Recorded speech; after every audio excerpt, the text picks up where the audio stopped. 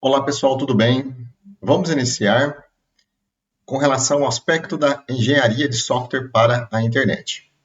O avanço da internet transformou radicalmente o desenvolvimento de software. Inicialmente, os sistemas eram locais e acessíveis apenas dentro das organizações. Com a evolução da web, navegadores passaram a suportar a execução de programas, possibilitando o desenvolvimento de sistemas acessíveis de modo online. Isso reduziu custos de instalação e manutenção, incentivando as empresas a migrarem seus softwares para as plataformas web. O conceito de software como serviço surgiu no início do século XXI, permitindo que produtos como o Google Apps ou o Microsoft Office 365 fossem utilizados via internet, muitas vezes em nuvens computacionais. Com isso, os usuários passaram a pagar pelo uso ou acessá-los gratuitamente com a exibição de anúncios. A web também alterou a estrutura do software corporativo. Antes, os sistemas eram monolíticos e locais. Atualmente, eles são altamente distribuídos e baseados no reuso de componentes e frameworks. Esse novo cenário levou a mudanças na engenharia de software para sistemas web. E essas questões trouxeram impactos na engenharia de software, como o reuso do software, a construção de sistemas baseados em componentes e frameworks existentes, o desenvolvimento incremental, a impossibilidade, no caso, de definir todos os requisitos antecipadamente, tornando aí o processo iterativo. Temos também a questão da engenharia de software orientada a serviços, com o uso de serviços da web, como componentes autônomos. Temos também a questão das tecnologias de interface dinâmica, com o surgimento do AVAX, do HTML5, que permitiu interfaces mais interativas dentro aí dos nossos navegadores. Algumas das principais tecnologias para o desenvolvimento de interfaces web podem ser divididas em categorias principais, como front-end, back-end, e também vamos falar um pouco de ferramentas auxiliares.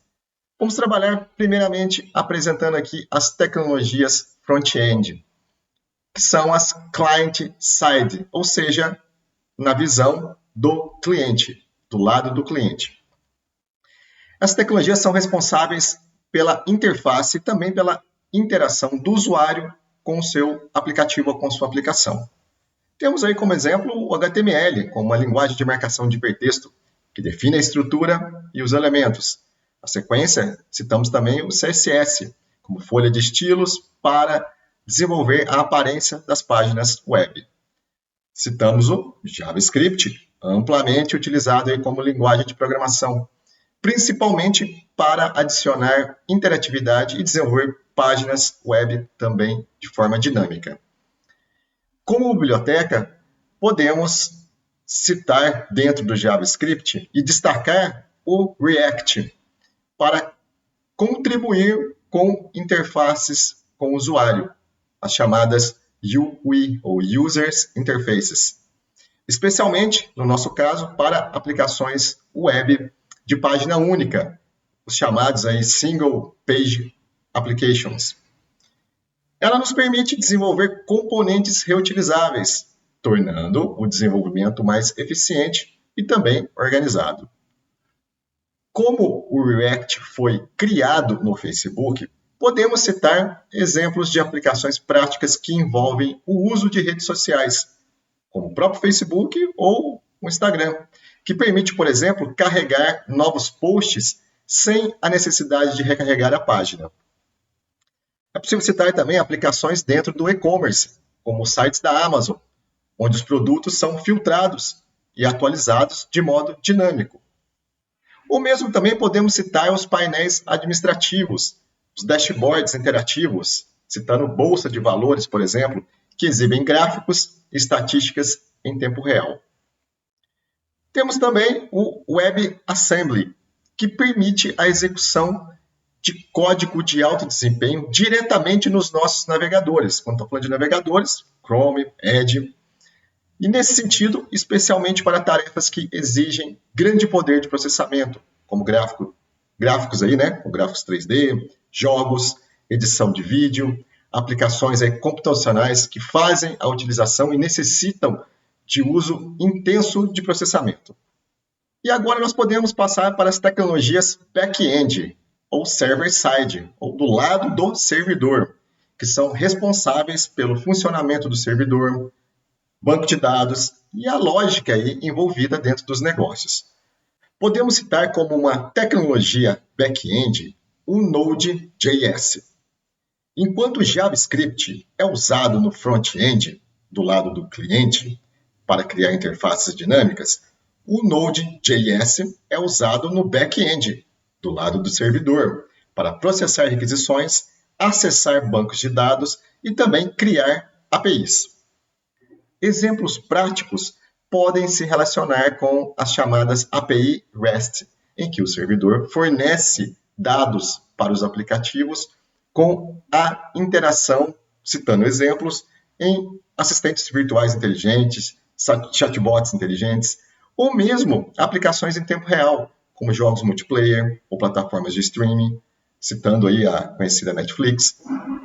Por exemplo, a personalização de recomendações dentro do streaming, citando a Netflix, que acontece em tempo real, com base, por exemplo, na atualização do histórico.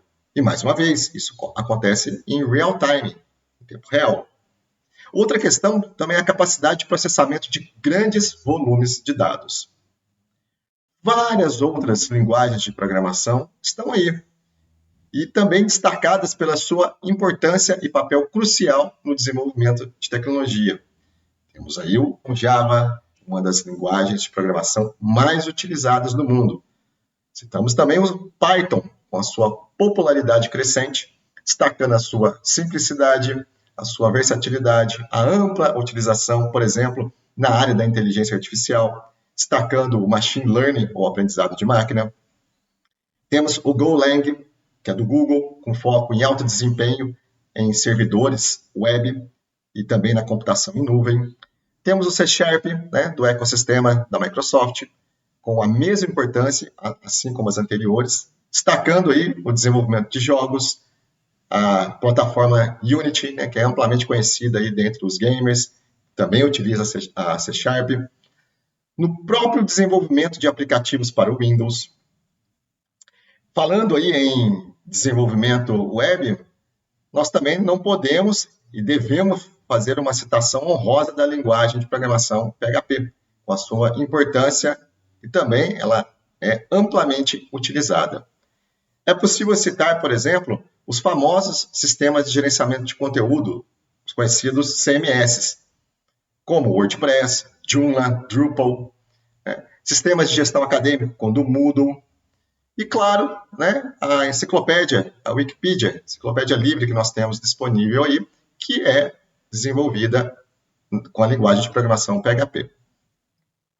O bom é que, com essa apresentação das tecnologias back-end, já podemos observar algumas das principais linguagens de programação orientada a objetos, o que nos dá, no nosso caso, um suporte para duas temáticas importantes relacionadas ao paradigma da orientação a objetos e a engenharia de software, citando, por exemplo, o projeto ou a modelagem orientada a objetos utilizando a OML, com posterior consolidação do desenvolvimento orientado a objetos.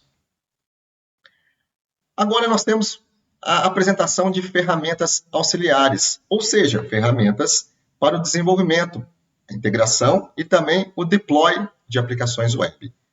Podemos citar o versionamento de código como um sistema que permite gerenciar e também controlar as alterações feitas em um projeto de software ao longo do tempo. Ele registra todas as mudanças no código-fonte, permitindo que os desenvolvedores voltem a versões anteriores, comparem alterações, trabalhem em equipe de forma organizada e também evitem conflitos. São muitos os benefícios que o versionamento pode trazer para a engenharia de software, como histórico, alterações, registro completo de todas as mudanças no código, colaboração, simultânea, né, destacando essa questão colaborativa simultânea entre as equipes, a recuperação de erros em caso de inconsistências no código, para organização e controle de funcionalidades em desenvolvimento, os chamados branches. O Git é uma ferramenta de versionamento de código criada por Linus Torvalds em 2005, enquanto o GitHub é uma plataforma de hospedagem de repositórios Git na nuvem, com funcionalidades adicionais para colaboração e também para o gerenciamento de projetos. E sim, meus caros, Linus Torvalds do Git é o mesmo que criou o kernel do Linux. Ele é uma figura central aí no mundo da tecnologia, com as suas contribuições revolucionárias nos sistemas operacionais, incluindo ainda a abordagem de software livre e também de open source. É muito interessante que possam pesquisar e abordar um pouco mais dessas relações e a sua importância para a engenharia de software.